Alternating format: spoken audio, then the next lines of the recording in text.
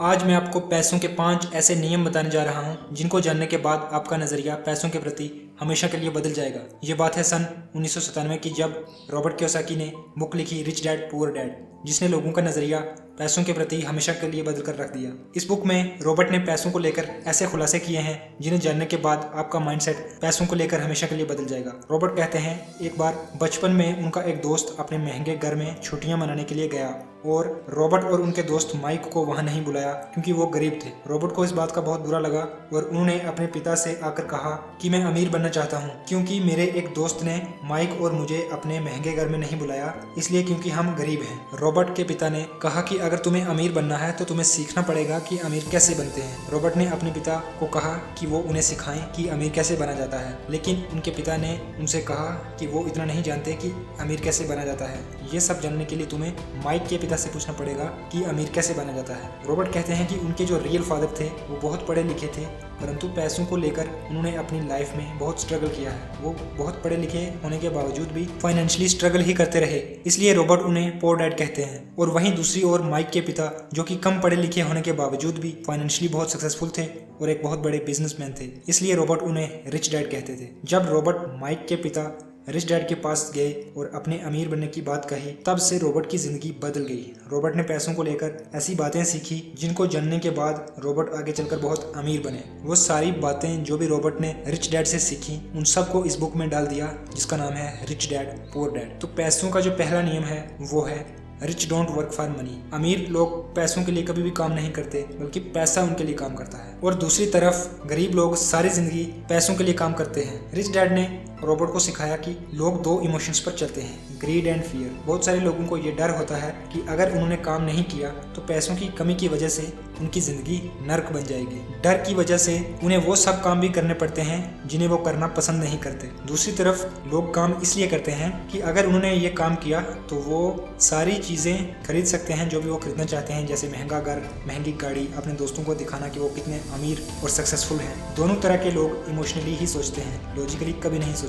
उन्हें लगता है कि जब ज़्यादा पैसा आएगा तो उनकी ज़िंदगी में कोई भी प्रॉब्लम नहीं रहेगी, बल्कि जब उनके पास ज़्यादा पैसा आएगा तो उनके अंदर और डर आएगा कि कहीं ये पैसा चला ना जाए और वो वापस से गरीब ना हो जाए। इस तरह से वो एक ऐसे ट्रैप में फंस जाते हैं जिससे वो कभी बाहर नहीं आ पाते। इस तरह रिच डैड ने रॉबर्ट को सिखाया कि इमोशंस की बेस पर कोई भी काम मत करो। दूसरा जो नियम है पैसों का वो है फाइनेंशियल एजुकेशन। बहुत सारे लोगों को लगता है कि स्कूल कॉलेज खत्म होने के बाद उनकी एजुकेशन खत्म हो जाती है, बल्कि वहाँ से असली कहानी शुरू होती है। रॉबर्ट कहते हैं कि विदाउट फाइनेंशियल नॉलेज के जो भी पैसा आपके पास आता है वो बहुत जल्द वापस भी चला जाता है। आप सब ने ये कहानियाँ सुनी होंगी जिसमें लॉटरी टिकट जीतने पर अमीर बन जाते हैं, थोड़े समय के बाद वापस से वो गरीब हो जाते हैं। या फिर बहुत सारे एथलीट्स की कहानियां आपने सुनी होगी जो कि एक वक्त पर मिलियंस में पैसा कमा रहे थे और कुछ वक्त के बाद वो गरीब हो जाते हैं। ऐसा इसलिए होता है क्योंकि उन्हें फाइनेंशियल एजुकेशन नहीं होती। ये इम्पोर्टेंट नहीं है कि आप कितना पैसा कमाते हैं, बल्कि ये इम्पोर्टेंट है कि आप कितना पैसा बचाते हैं। रॉबर्ट कहते हैं कि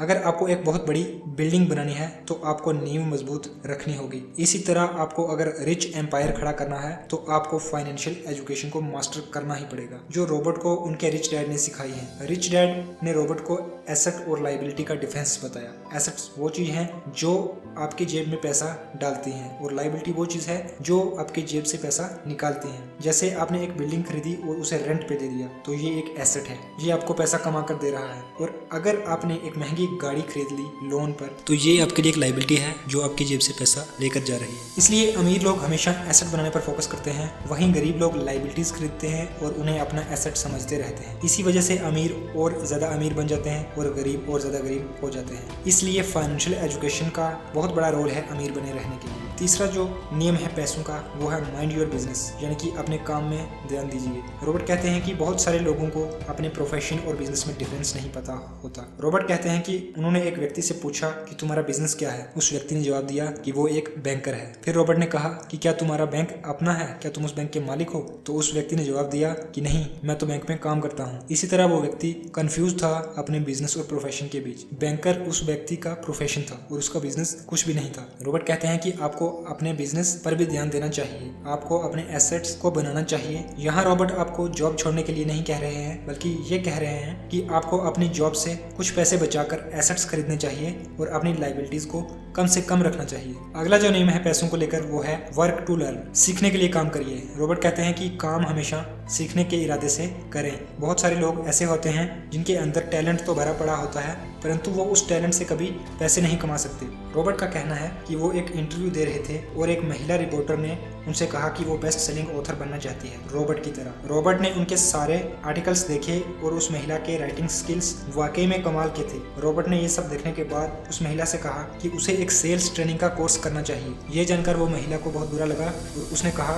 कि उसके पास इंग्लिश लिटरेचर की डिग्री है, वो एक प्रोफेशनल है और ये सेल्स का प्रोग्राम वो क्यों अटेंड करे, मुझे सेल्स पर्सन पसंद नहीं है। और ये कह के वो चली गई। रॉबर्ट कहते हैं कि अगर वो महिला थोड़ी सी सेल्स की ट्रेनिंग ले लेती तो आज उसके लिखे हुए नॉवेल्स आसमान छू रहे होते। रॉबर्ट कहते हैं कि सिर्फ टैलेंट से पैसे नहीं कमाए जा सकते, टैलेंट होने के बावजूद भी लोग पैसे नहीं कमा पाते क्योंकि वो सीखना नहीं चाहते। अमीर लोग सीखने पर ध्यान देते हैं और अपनी अमीरी को बरकरार रखते हैं। रॉबर्ट के रिच डैड हमेशा सीखने पर जोर देते हैं। अगला जो नियम है वो है ओवरकमिंग ऑब्स्टेकल्स। अमीर बनने के रास्ते में बहुत सारी रुकावटें आती हैं, उस रास्ते में बहुत सारी मुश्किलें आती हैं, आपको उन सब मुश्किलों से लड़ना पड़ेगा। उन सब में जो पहली मुश्किल है वो है फियर। रॉबर्ट कहते हैं कि वो ऐसे किसी इंसान से नहीं मिले जिसने कभी भी पैसों को गवाया ना हो। पैसे अमीर लोग भी गवाते हैं, परंतु ये बड़ी समस्या नहीं है। बड़ी समस्या ये है कि आप उस डर को कैसे हैंडल करते हैं, और यही सबसे बड़ा डिफरेंस है अमीर और गरीब लोगों में। बहुत सारे लोगों का अमीर न बन पाने का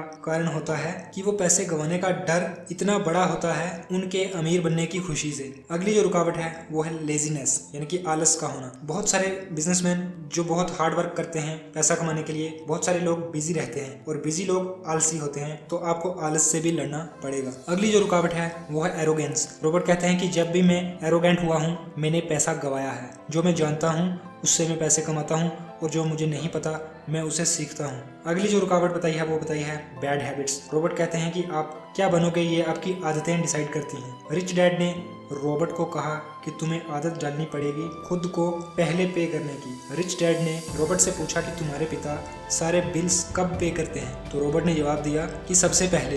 रिच डैड कहते हैं इसीलिए तुम्हारे पिता हमेशा फाइनेंशियली स्ट्रगल करते हैं। यहाँ रिच डैड ये नहीं कह रहे कि आपको बिल्स नहीं पे करने, बल्कि आपको खुद को पहले पे करना है। जो भी आपका बजट है, जो भी पैसे आप कमाते हैं, उन सब में से सबसे पहले आपको अपने आप को पे करना है। उसके बाद सारे बिल्स या दूसरे एक्सपेंसेस हैं उन सबको पे करना है। ये कुछ पैसों के नियम हैं जो आपको जानने चाहिए। इस बुक में ऐसे और भी लेसन्स हैं जिन्हें अगर आप पढ़ना चाहते हैं तो आप इस बुक को खरीद सकते हैं। Thank you very much. अगर आपको वीडियो पसंद आई हो तो लाइक करें, शेयर करें, और अगर आपने अभी तक हमारा चैनल सब्सक्राइब नहीं किया तो चैनल को ज़रूर सब्सक्राइब करें। यहाँ पर ऐसी ही videos, knowledgeable, inspirational, motivational videos आती रहेंगी।